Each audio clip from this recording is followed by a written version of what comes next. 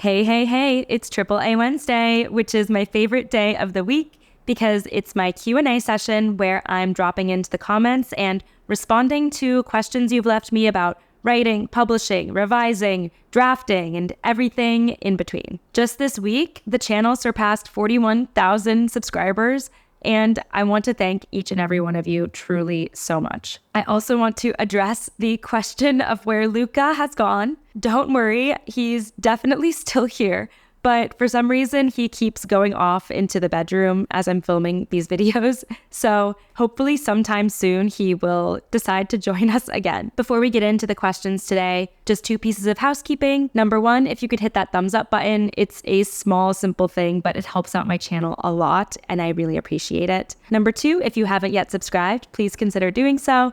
In addition to these Q&As, I also do weekly deep dives either into a specific writing technique or I talk about the publishing industry since that is my professional background. Okay, let's dive into the first question today. As a former editor at a publisher, what can a debut author do to positively affect your likelihood of making an offer to his or her agent? Is it completely out of the author's hands, or are there good or bad things the author might do that affect your decision? Frankly, there isn't a ton you can do when your book is out on submission. At this point, it's really in your agent's hands to make those connections with publishers, to pitch your book, and to hype you up as an author with a ton of incredible potential to them. Many authors feel that being on submission is one of the toughest parts of the publication process.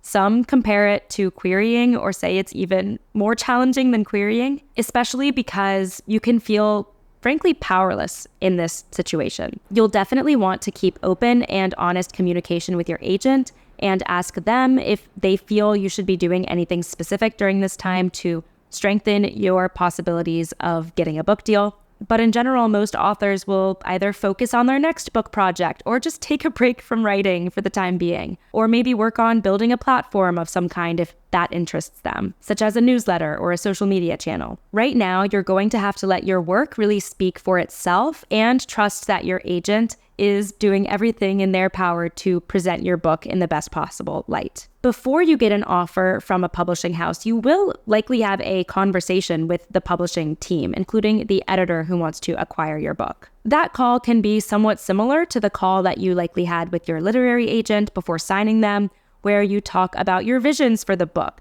your editorial styles, and you definitely want to ask the editor and the publishing team about their plans for the book, how they would potentially position it, what expectations they would have of you. That is a critical part of the process to make sure that you and that publishing team are a good fit. Here's the next question. I'm slowly working through my first draft of my first story. I've encountered a problem with my protagonist who, because of his cultural background and rough backstory, is conditioned to be very passive and submissive. I've intended to use this as a component of his character arc as he slowly overcomes this and discovers himself. However, so much of the writing advice I hear is that your readers will get bored quickly if they don't feel like your protagonist is making choices and doing things to advance the plot. Do you have any advice on how I can maintain this as one of his primary character flaws while also not making most readers get frustrated or bored with him as the main character? If you have a main character who is more passive by nature, that doesn't necessarily mean that readers won't connect with them or want to invest in them as the protagonist. It's true that your protagonist and their desires, objectives, etc. drive the story forward. So we typically want to see our protagonist have some kind of agency and have an objective they are pursuing,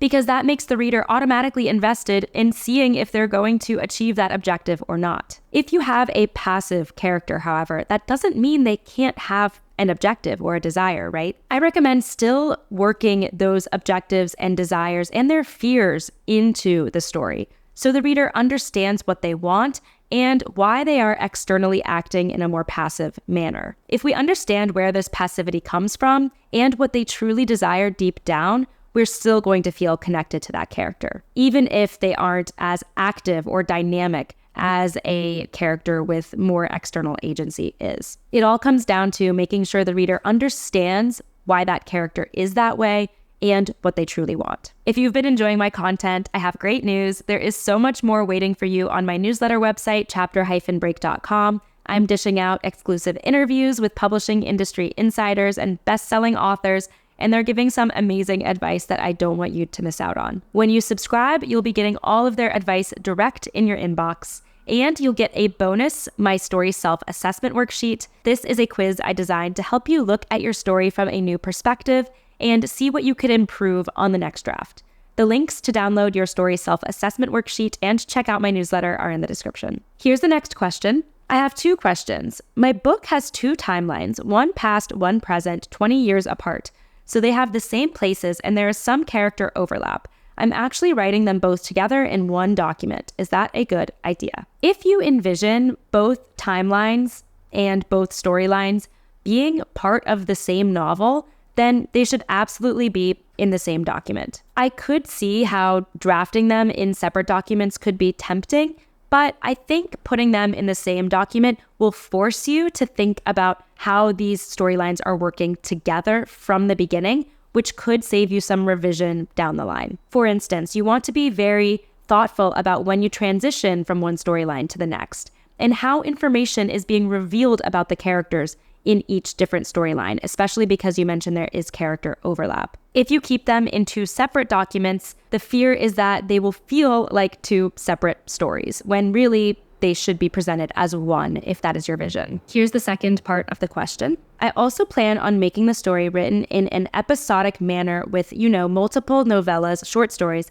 with a connecting thread. Would that format work for a book? And what things should I focus on while writing it? When you're writing an episodic narrative or a collection of some kind, whether it's novellas or a short story collection, and you want to present these as a book, the key is to make sure there is a reason why those stories are being told together and that there is some through line connecting them. Make sure to justify for yourself and your reader why these stories need to be told together. How are they delivering a complete reading experience that is greater than the sum of their parts as a complete book, right? Or if the answer is they really aren't delivering anything different together than they are separately, maybe these are just separate short stories or separate novellas, which is also completely fine. But if you envision them as a book, make sure you're clear on what the connecting threads are, and really try to articulate for yourself, what does the reader have to gain from reading these stories all together as one book? We have time for one more question today. I've noticed that literary agents often request that you paste the first 10 pages of your manuscript into the query. Is there some flexibility granted?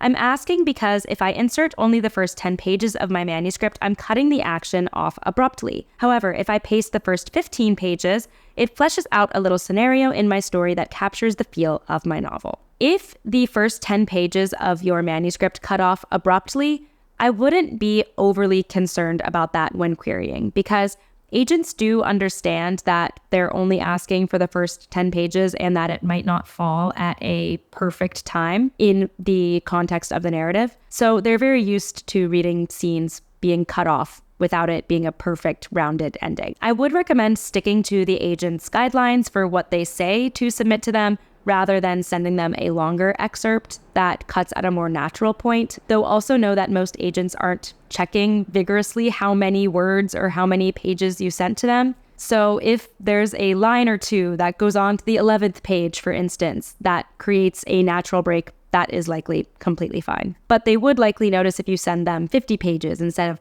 10 pages, right? So just be thoughtful with the pages you are presenting them and make sure that those pages are as strong as you can possibly make them. And ideally that those pages inspire someone to want to keep reading. That's really what those pages need to do, whether or not they end at a perfect cutoff point or not. Thank you so much to everyone who submitted a question. And if you have one you'd like to ask, drop it in the comments here and it will be added to my queue for my next session. Before you head out, don't forget your story self-assessment worksheet and my newsletter link in the description below. And give me a thumbs up if you're enjoying these sessions and want me to continue doing them. If you haven't yet subscribed, please also hit that subscribe button so you don't miss out on my next video. Thanks so much for watching and happy writing.